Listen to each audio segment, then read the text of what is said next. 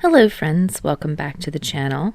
Today we are continuing on with Punk's Not Dead by Wrunic, and we are reading chapter 8. The author did put like a little note. They didn't title any of the chapters. They're just titled like the numbers. So I haven't been reading any chapters, but they did put a note in here that in their doc they titled this one Bakugou Katsuki and the Terrible, Horrible, No Good, Very Bad Day.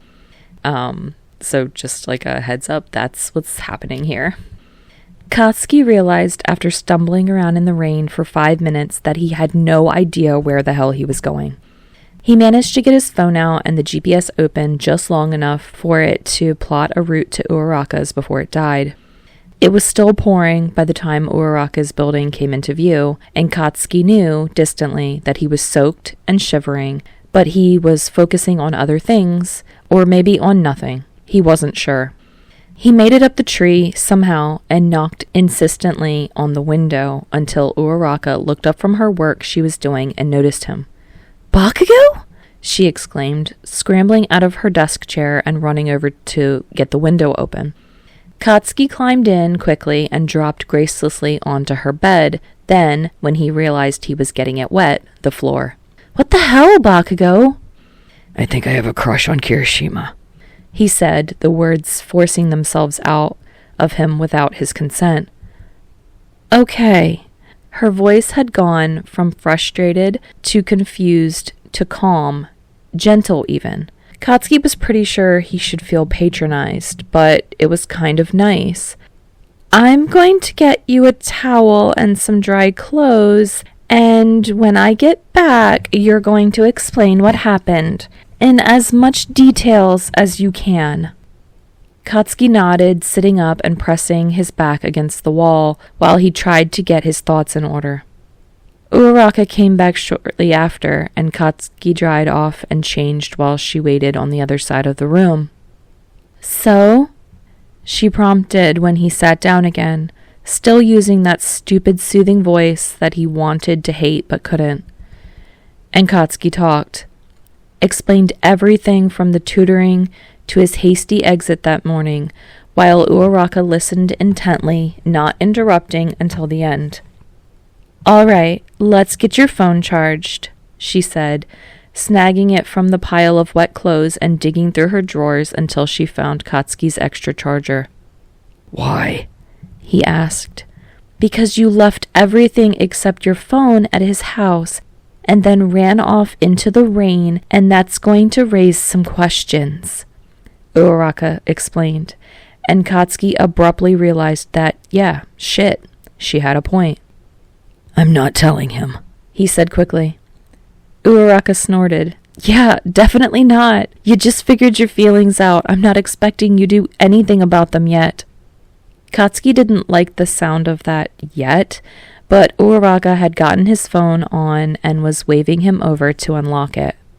"I'm going to tell him you had a fever, explains your weird behavior, and if we say it's contagious, you won't have to see him until Monday when you have to anyway." "You aren't telling him shit," Katsuki said, unlocking his phone and snatching it out of her grip. "Look, you said you don't want to tell him you like him yet, but he's going to need some kind of explanation." "I will tell him I have a fever," Katsuki interrupted, which seemed to appease Uraraka, at least enough to get her to back off. She also gave him a considering look, which he didn't appreciate, but left him to his texting without further commentary, which he did. Katsuki already had a missed message from Kirishima waiting for him. "Shitty hair, 8:32. Are you okay? You left all your stuff in my room. Me, 9:03. I have a fever. Shitty hair, 9:03. Oh no! Emoticon that's shocked. Shitty hair, 9:03. That sucks, man. Shitty hair, 9:04. Want me to bring your stuff over?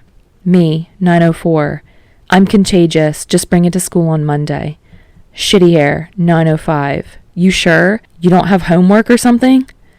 Me, 9:05. Finished it while you were reviewing. That, at least, was true. Shitty hair, 9:06. Okay, hope you feel better soon. Katsuki handed his phone back to Uraraka after that. He didn't really need to respond, and it would make it easier to pretend his face wasn't flaming if he ignored the cause.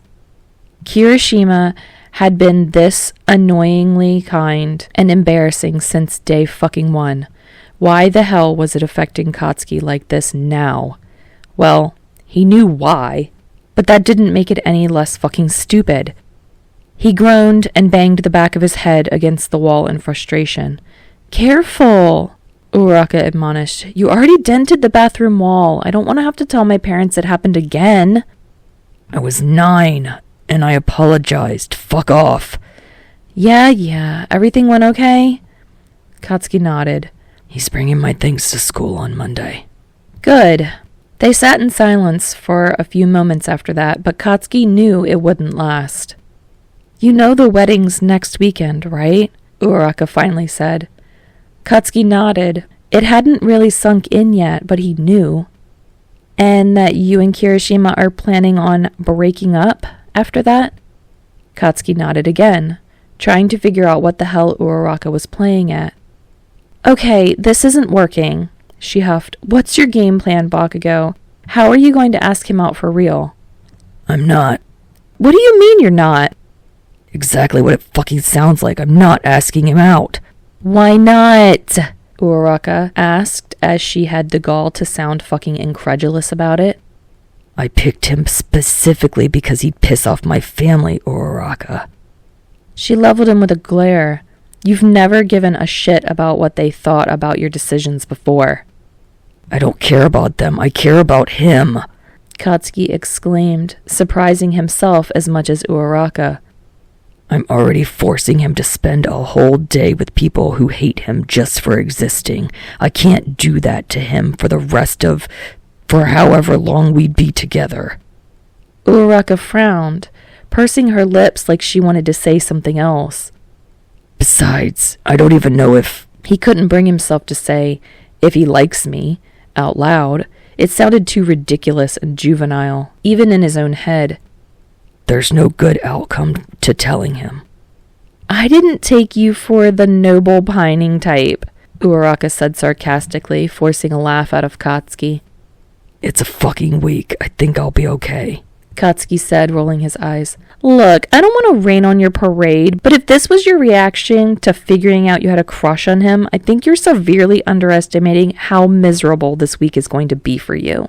There was another silence after that, because Katsuki knew she was right, but he had no intention of admitting it. "You know Kirishima is definitely going to want to stay friends with you after you guys stop dating, right?" Uraraka asked eventually. Katsuki hadn't thought about that.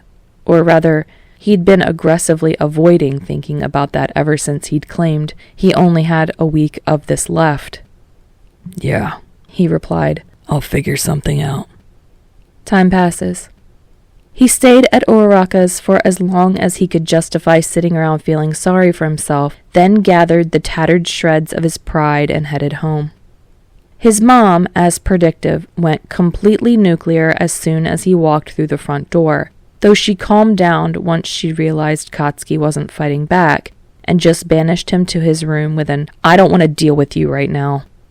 Since he'd been planning on spending the rest of the weekend in his room trying to figure out what the fuck he was going to do about the situation, that suited him fine. And he went without complaint, though he made sure to slam his door hard enough to rattle the walls so she didn't think he'd gone soft. By the time Monday morning arrived, he had a plan. It was a shitty plan and he fucking hated it, but it was the only plan he could think of where everyone came out mostly unscathed. Most of it could wait until later in the week. Today's priority was seeing Kirishima and not monumentally fucking it up.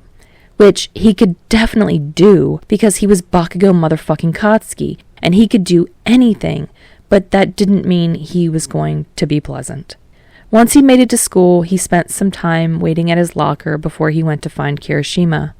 He was not stalling, because stalling was for cowards, but he was glaring at his books intensely enough to burn holes in them, which, combined with his general reputation as someone you didn't approach without warning, should have kept everyone away before he was ready to deal with them. Unfortunately, some people couldn't take a fucking hint, and while he was still not stalling, he heard someone clear their throat behind him, then, Kachan? Because today wasn't going to be a fucking nightmare already. Katsuki whipped around, fully prepared to scream Deku into next week, but when he actually saw him, he stopped short. Deku's bottom lip was split and bleeding, and he had the start of what was going to be a seriously nasty bruise on his right cheekbone. What the fuck happened to you? Katsuki blurted out, losing the truly masterful slew of insults he'd been ready to unleash on him to shock. Okay, so before I start, Kirishima's fine, okay? Katsuki was immediately twice as on edge, and it took every ounce of his self-control not to grab Deku by the collar and fucking shake answers out of him. Why the hell wouldn't he be fine? He demanded. Well, he kinda got jumped by a few people outside the gates and— He fucking what? Deku took an involuntary step back, but he didn't squeak or flinch like he would have years ago. I got there before things got too serious, and they ran off when they realized we both actually knew how to fight, but they did get a few hits in, so he's in the nurse's office, and it's not bad, I swear. I'm going to kill him. I swear to God, I'm going to fucking kill him. Katsuki snarled, slamming his locker shut and stalking off in the direction of Class 3B. It's not his fault he got hurt, just— Wait, where are you going? Deku called after him, jogging a few steps to catch up. He was limping slightly. I just fucking told you, didn't I? Deku's eyes widened in understanding, and he managed to get in front of Katsuki, clearly trying to block his path.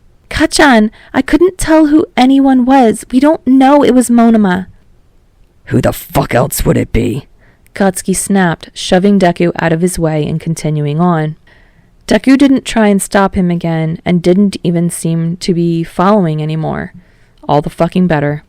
Katsuki threw open the door to Class 3B with a resounding crash. Which one of you fuckers is Monoma? No one spoke, but a girl with orange hair glanced over at some blonde asshole sitting on a desk near the back and smirking, and that was answer enough. Katsuki marched over to him, picking him up by the front of his shirt, and knocked him to the floor. People scrambled out of the way, and Katsuki was pretty sure he heard someone calling for a teacher, but he ignored it. Monoma managed to get into a sitting position, but he was moving away from Katsuki rather than trying to fight back. Now that he was closer, he could see some bruises on Monoma's exposed skin. They looked fresh. What? Not gonna fight when you don't have the element of surprise? He jeered, winding up to punch him right in the fucking teeth. Or is it because it's one-on-one? Before he could go through with the punch, someone grabbed his arm, and someone else grabbed him around the waist to pull him back. He tried to break free, but whoever these assholes were, they were fucking strong. Let me go. No, Uraraka's voice. She had his arm. You'll regret this, Bakugou, even if it doesn't seem like it now. Orange hair from earlier was the one who had his waist, and she nodded. Believe me, I want to punch him too, but it'll be a legal nightmare if you actually go through with it. Katsuki didn't care. He didn't care if he got expelled. If it meant that Monoma won the long game, he was a coward and a bastard, and he'd been harassing them all month. Katsuki was going to smash his fucking skull in, whatever Uraraka and fucking Orange Hair had to say about it. No, let him, Monoma called, still on the floor and smirking again, full of confidence. Again, now that Katsuki was out of punching range. He can ruin his reputation if he wants. I hardly think that boyfriend of his is worth the trouble, but Katsuki let out a wordless yell of rage and managed to wrench free of Orange Hair's grip, fully intent on going through with every colorful imagining of Monoma's violent demise he could come up with, but before he could, he ran into a familiar solid wall of muscle. Come on, that's enough, Kirishima said, grabbing Katsuki by the shoulders and holding him in place. Why the fuck are you here? Katsuki demanded, backing off a bit so he could actually see Kirishima instead of having his face pressed into his chest. When he noticed Katsuki looking at him, he smiled, bright as ever, and it would have been reassuring if not for the way it was marred by the bandage across his nose and the two still forming black eyes. "Midoriya came to get me," he explained. "He figured you were going to do something stupid." "Fucking Deku, dragging you into this when you're hurt," Katsuki growled, turning his attention away from Monoma for a second to focus on Deku, who was lingering by the door and looking like he was regretting it. "I'll fucking kill him too, shitty bastard." Hey, Kirishima said, grabbing Katsuki by the chin and forcibly turning his face so Katsuki could look at him. "I'm fine, see? I'm okay. Leave it. Leave him be. It's fine." No, it's not fucking fine. Your goddamn nose is broken," Katsuki yelled, pushing ineffectually at Kirishima's arms, trying to get free. "Nothing I can't handle," Kirishima said, and he had the absolute goddamn audacity to keep smiling. "Come on, let's get you outside." Katsuki wanted to fight that, and he did, screaming obscenities and thrashing around in Kirishima's grasp. But Kirishima and his stupid fucking tree trunk arms won, and he managed to alternate between pushing and dragging Katsuki until they ended up not only outside the classroom, but down the hall. Kirishima eventually let go of his shoulders, but he still seemed ready to grab Katsuki if he tried to make a break for it.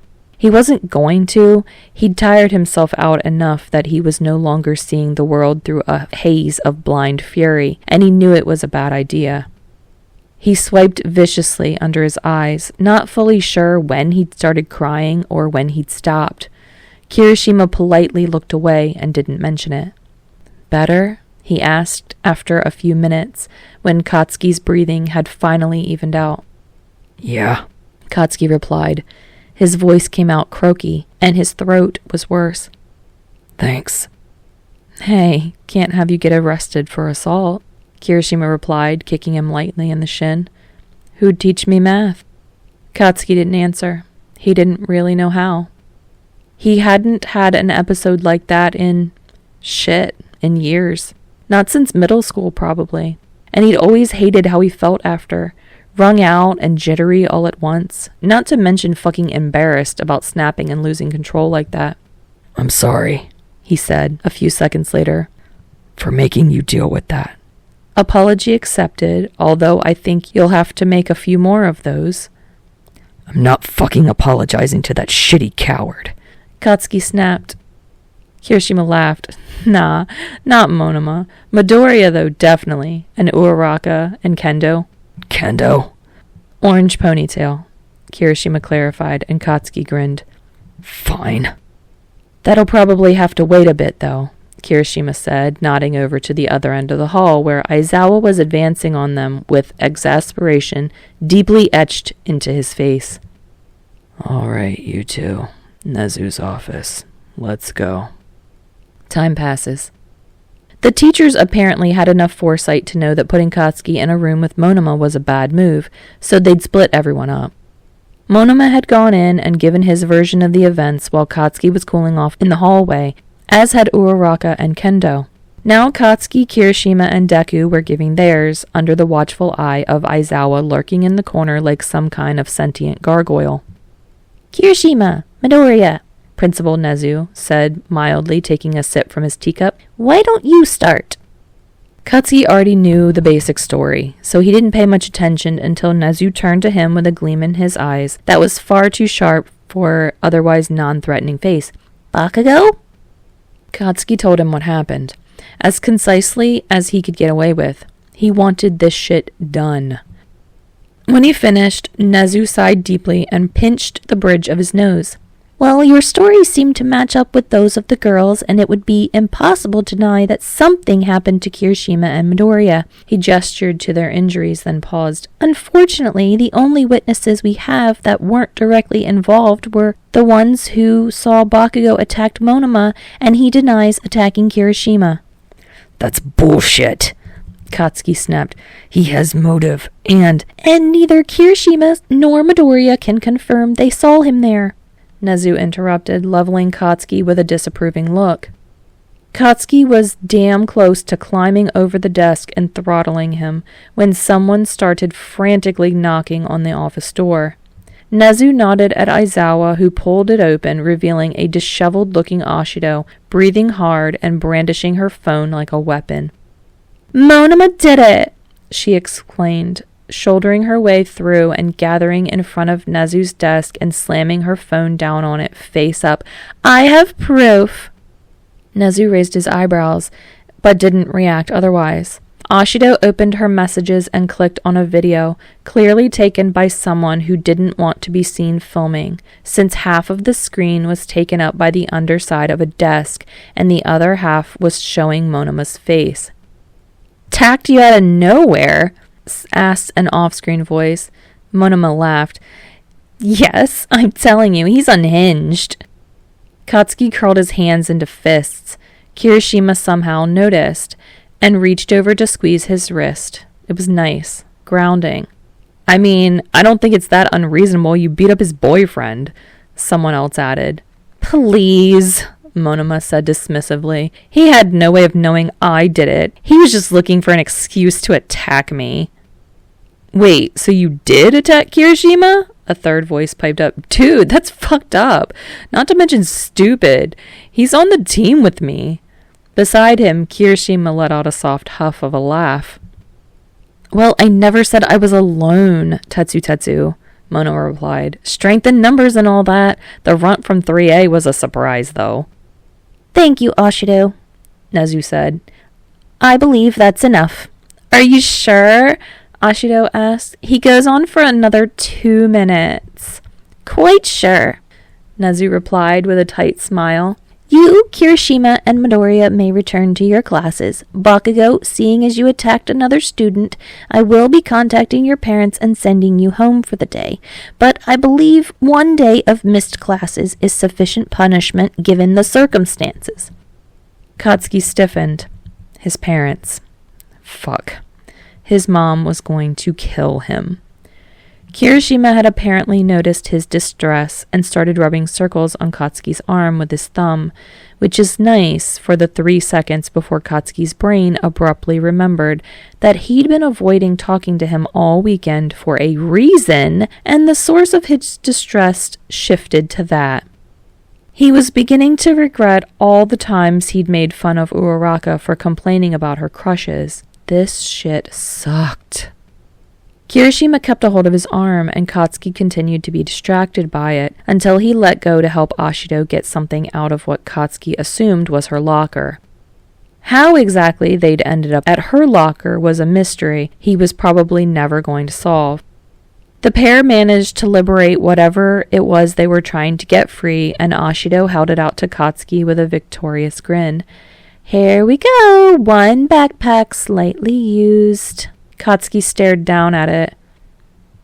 "It looks like it went through a hurricane," he said incredulously. One of the zippers was torn from the lining, and there was a new stain on the corner that he was beginning to suspect was blood. Kirishima laughed sheepishly, scratching the back of his neck. "I mean, it was an unfortunate casualty of this morning's fight. And Mina's locker. Oh, and your uniform's in there, with all your notes and stuff. I washed it and everything, but, you may want to give it another go before wearing it." Fuck, he's adorable, Katsuki thought, and the words felt like a physical blow to his chest. "Whatever," Katsuki said, grabbing the bag from Ashido and swinging it over his shoulder.